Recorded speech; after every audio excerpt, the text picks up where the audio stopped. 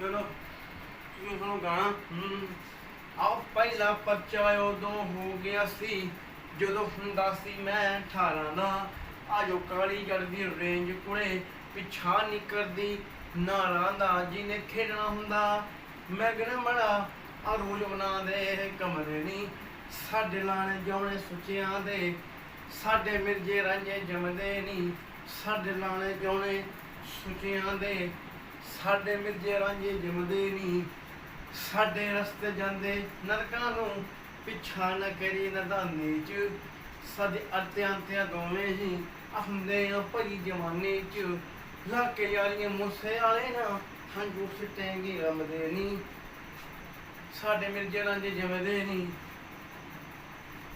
ਠੀਕ ਹੈ ਜੀ, ਆਪਾਂ ਹੋ ਗਏ ਤਿਆਰ। ਮਾਸ਼ਾਅੱਲਾ ਘੈਂਟ ਲੱਗ ਰਿਹਾ। ਅਲਹਮਦੁਲਿल्लाह ਬਿਲ ਆਲਮੀਨ।